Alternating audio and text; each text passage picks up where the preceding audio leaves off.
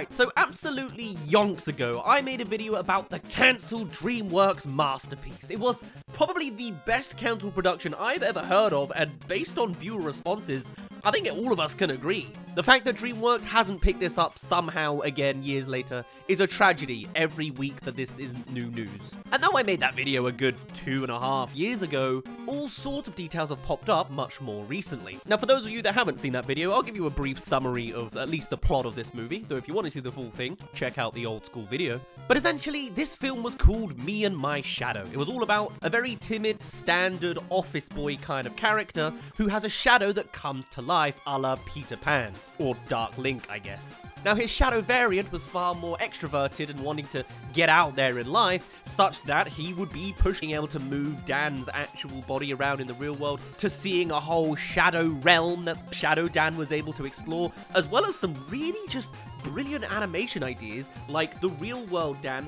swinging around a lamp and that would light up different areas of the room for his shadow to appear distorted against different furnitures and walls. A really brilliant idea that just never came to fruition through DreamWorks.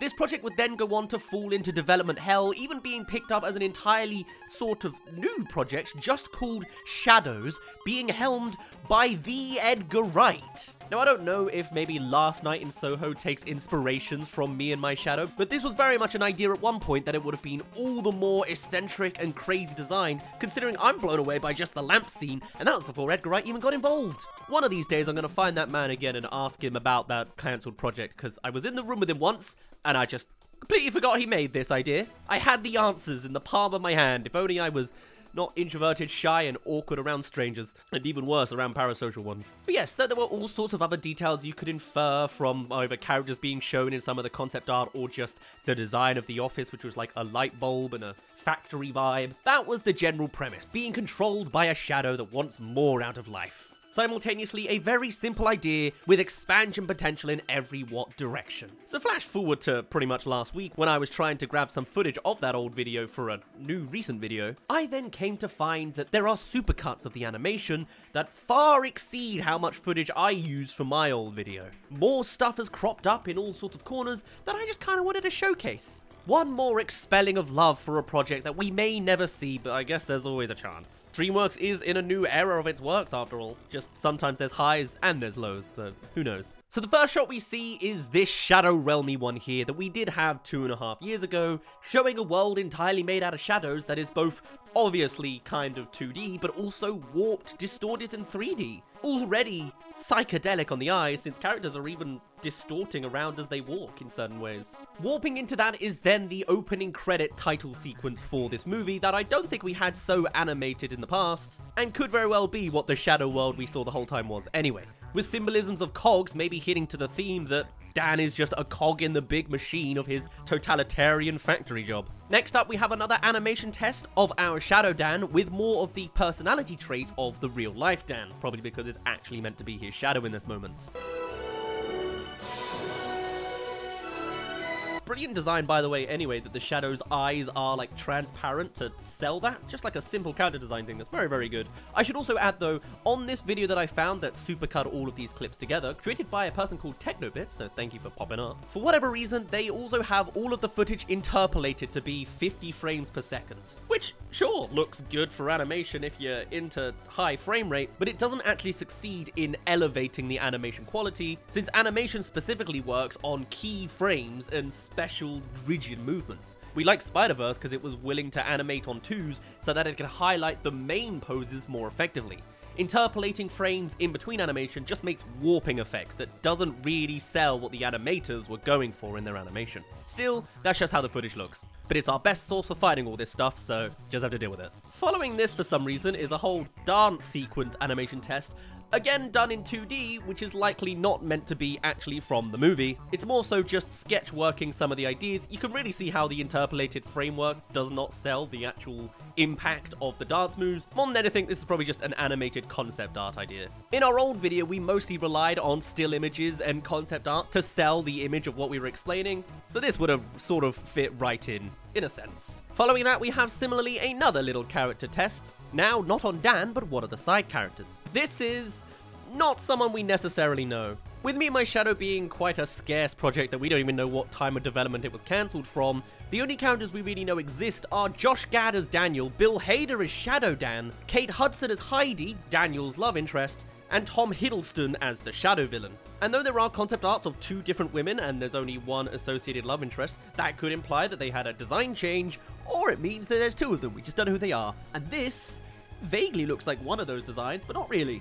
Either way, it's an animation test of them being very shy, kinda like Dan, possibly a co-worker at the office, judging by their clothes. Following that is a teaser animation of the dynamic between the 2 main characters, we've seen this. And then a new running animation for Daniel. There's a couple sketch animations for the cat running around, which I believe belongs to Daniel. And then a new interaction between the 2 that is just showcasing more of their ideals, again just done on 2D hand-drawn animation, so this is more concept sketching of the Shadow diving into water, and of course making Daniel faceplant. It's such a simple idea that I really wish went further, man. And then another classic one that was seen all the time before, of Shadow Dan saying that they should go and stop a bank robbery, and morphing into different shapes of different people to sell his point. Following that, we then get to a really interesting one of Daniel interacting with the cat, whereby it's clearly taking place at the office, and this is the last couple lines. Hey, what's the whiskers, mate?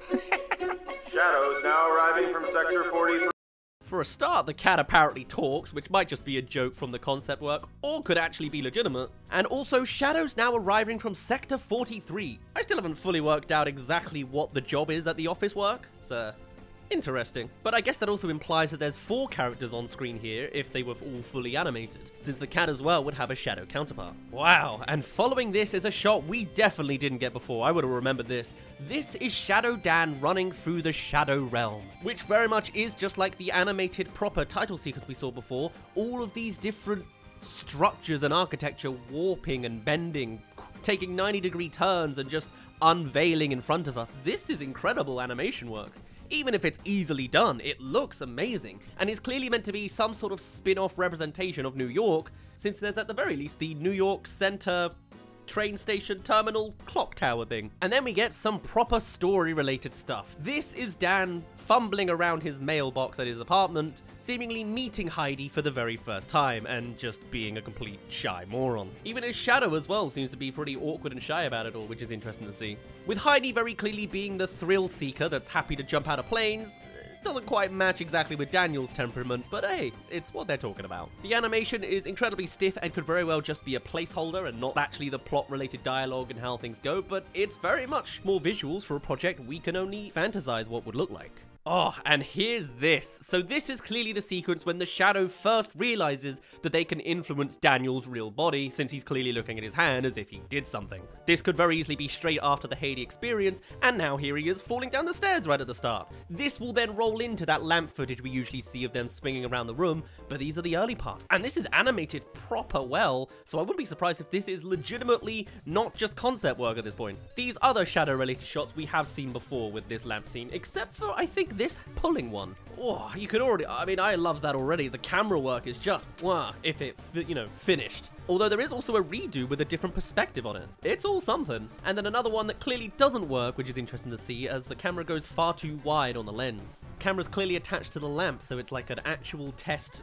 blooper, I guess. We then get a mirror shot, which we've seen many a times before. A very good clip for a trailer, I would have said. And then this one that shows a little bit more of the technicalities that go behind developing these shots. With Shadow Dan always drawn on 2D animation, he needs to somehow be warped onto a 3D plane, and this white shape is the square being distorted by the textures of the real world. Even just trying to explain this is just like melding the mind a little bit. A simple idea, difficult to execute, but brilliant in payoff if it actually finished. We then have a very generous gift of an actual animator showing some of the work they did, as Shadow Dan's presumably just walking around his room, enabling us to see a little bit more further into the production for a singular clip, as well as seeing how they layer things out, with yet another argument between the 2 main protagonists. And after a few more little animation hints for Shadow Dan, who's clearly the easier one to showcase, not only is he developed sooner in the production because he's just 2D, but also he's just 2D, so you don't even need a background, we then come to some more proper 3D scenes. Welcome to the halfway mark. If you're at all interested in this kind of content, then do please subscribe. We're coming up to 500,000 subscribers, so if you're willing to help me out and get me into that goal before the end of the year, I would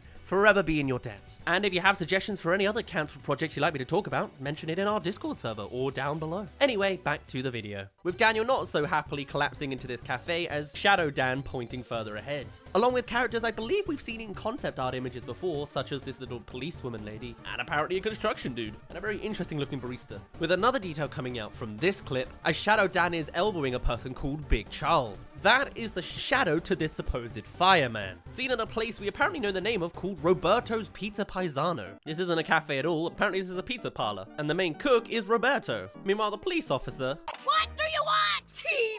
Please, just tea, just tea. There's a lot more short-tempered. This cafe scene then expanding more as Shadow Dan is giving advice to Daniel, and then Heidi of course pops up, which we kinda knew since this was seen in some concept art. Dan here is shown going to bed with a rubber ducky around his waist, and they start to establish some of the lore briefly about the shadows, saying that a shadow would never hurt its caster. At this point, I presume the movie then goes back into the shadow realm. I don't know exactly how it works. Maybe it's if the shadow has nowhere to go, or it's entirely engulfed in shadow, it becomes part of the shadow world and disappears. It's where shadows go when they're not involved, maybe? Either way, here's Shadow Dan as a cheerleader, which we've seen before. Now expanded for the first time with new lines. We can be a fireman or a cowboy or a robot, showing the expansion of what a shadow can actually do. They are fully free, if not for the single fact that they are chained down to their real-life counterparts. Really? But I don't know what this clip is for. Intriguing. And this one I think is Shadow Dan being summoned back into the real world. Maybe Dan's hand goes out into the light and so his hand becomes a shadow on the wall, and so obviously it disappears from the shadow realm. A lot of this is speculation, of course, because we just don't know. Leaning into another scene we've seen before, but I'm not sure if we had the audio for. Followed by some plot twist reveal back in the Shadow Realm for one final thing, as Shadow Dan spots Shadow Roberto. Roberto? Doing something. Although what he's actually doing, we don't actually know. None of the descriptions I can find online talk about it. They just say we don't know anything about him, but something's happening. Here's Shadow Dan hiding within a shadow after being investigated for seeing something bad. Maybe Roberto's shadow is actually the bad guy? No, I don't think so. And then the Shadow Realm itself is disappearing. Interesting. But the music seems pretty happy. As much as it's likely a placeholder, so maybe it's not the end of the world type vibe. Following that, we have a second part to the mirror scene, which I don't think we've seen before, and with some plot details, Shadow Dan saw an evil shadow, but is of course not going to be acknowledged. But yes, the moment the shadow is put into entire darkness, they appear in the Shadow Realm. That's the rules. Cool. I need to talk to you. There's this evil shadow. And he's been... Oh, that's not funny, man! Very convenient that this supercut is put in chronological order, presumably. Good stuff, Technobits. Where did you even find all this? From there, Shadow Dan is clearly afraid in the Shadow Realm, and then praising people for doorbells. Oh, look at you. Ringing her doorbell all on your own. And then going to try and find Heidi, or Shadow Heidi? This then leads into this clip. This is the clip that actually inspired me to make this video, because I had not seen this at all before. Maybe my memory's just bad. Although there is some concept art of Dan clearly being shown running along rooftops, this is a 3D one of him sidling along the side of a wall of a building, presumably to try and reach Heidi's apartment window, because Heidi needs them apparently. In the main plot, the big bad villain has kidnapped Heidi and presumably her shadow as well, who I don't think we see in any of this artwork, so who knows what they're like. From here, what we then have is a vehicular chase sequence of some sort, whereby the shadows are fighting themselves. Here we actually see the villain, Mac as he's known, sideways on the road having a little bit of a strangle fight, and in the meantime, it's real life Dan on his bike chasing after an old lady. Alright, completely unbeknownst to the sequence of it all. Still, this is proper animation, going very nicely. Oh, never mind, they're not chasing, they're being chased. They get away nonetheless, with Mac able to fully detach from his caster. That's interesting. Apparently, when the old lady is fully engulfed in shadow, her shadow appears in the realm of the worlds of shadows with a dolphin? I think I also heard somewhere that the bed itself is a shadow that can do stuff like ride around like a horse, so God, this world is interesting. Whilst we then jump to Dan working in the office, properly animated this time, presumably as the intro monologue, as the shadow is clearly bored of this life. I guess he really is just testing what light bulbs work and what don't. A perfectly thematic job for a story all about lights and shadows. I like it. Here's one new tiny shot of Dan putting something down. Oh my god, he's headless for a frame. Followed by probably what is the most iconic shot of all of these cancelled pieces, and the moment when Shadow Dan actually manipulates his hand for the first time. Of course, using it to press the doorbell at Heidi's place. Maybe this is even what he was complimenting about the doorbell earlier. We then get the lamp shot we've seen before. Wait, Daniel. You just have to stop. Though I don't remember them being voice acted by the proper two people last time, so maybe that's a nice plus. There's more shots of the cat seeing more of the flashing lamplight and stumbling Dan at one point. And then there's this shot of Shadow Dan being very excited that he can influence Dan's life since he actually got in to talk to Heidi for the first time, and they're gonna go skydiving, which is something he of course wants to do, and Heidi does as well. Explaining it while being warped in and out of the Shadow World as well, just a brilliant piece of directing. Good fun to see all round. What we then come to as well is some elements that are clearly new but not necessarily cemented and confirmed. I do know at the very least there is one YouTube video going around of someone that made their own fan content around me and my Shadow clips, which is this stuff here. Words have consequences, dude. This is not happening. I'm not a violent person, okay? Again, looking perfectly on model and a brilliant piece of a passion project, but now these things may be more fan stuff rather than actual cemented content.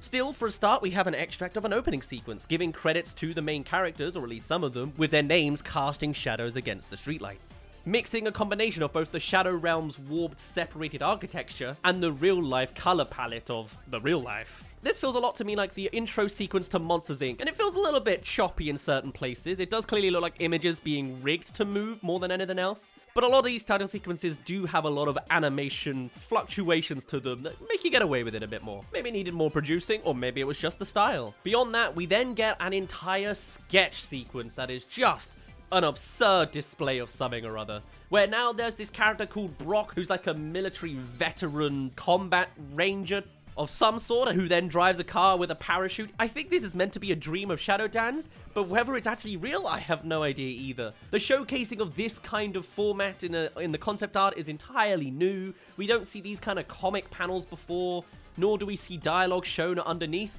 but it's a nice story of Shadow Dan finally being able to live his dreams of thrill-seeking with a parachuting race car, skitting over lakes. They're all trying to save baby condor eggs or something. Driving around the dangerous mountains and hills and bridges, just doing manly man stuff. Exuberating thrill in a way that the real life Dan's never going to get, of course. Whether it's actually real in any degree, I have no idea, but it's at the very least a lot more content to see. It's a shame we still don't get much content from the endgame elements of the story, since we only really get one shot of the actual villain doing villainy things. But with it, you can clearly stitch together a lot of the details. It's a simple love interest with a shadow villain going on the side. Apparently, in the lore perspective, the villain who is a shadow guy, his real-life counterpart Caster, was interacted to him by his shadow and decided to hide himself into shadow for the rest of time to lock away himself and his shadow, and that it's a rule in the Shadow Realm not to interact with your caster. The reason this villain becomes the villain is that he's jealous of the relationship between Daniel and Shadow Dan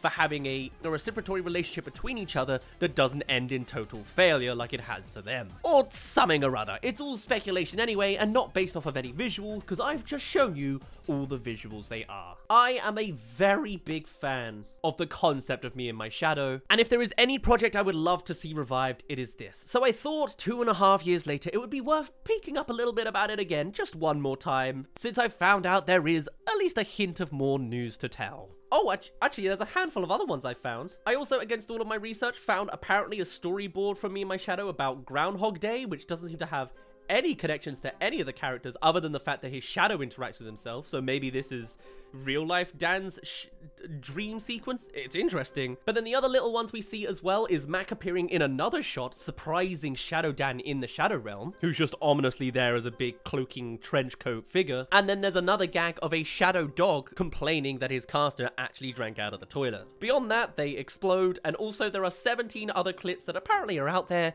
that have long been hidden. As is kind of the way with some of these cancelled productions, even some of my past DreamWorks cancelled stuff has disappeared. Even still, there is clearly a passionate fan base behind this world, and there's still more to be seen or even potentially revived. I have no idea if DreamWorks would ever do it, but considering I haven't heard a single person dislike this concept and not want to see it, maybe one day when DreamWorks really runs out of ideas they'll do it, or they'll do it as a brilliant passion project for the fans. Yeah, we'll see. At the very least, if I ever cross paths with Edgar Wright again, I'll be sure to poke him about it, but otherwise, that's all we know as a little update for now for the cancelled Me and My Shadow project, the masterpiece that DreamWorks is simply sleeping on. Supposedly, there is a work print going in circulation, but it is very, very private, but if I ever get my hands on it, I'll make a third Little Details video. If you want to see all the more details and digging into every single concept art and the production details and cast in the background, feel free to check out that old cancelled video. But for now, my name's been Daz. You didn't really care. Remember to hate Mr. Peabody and Sherman for taking this project away from us. And I'll see you in a little bit.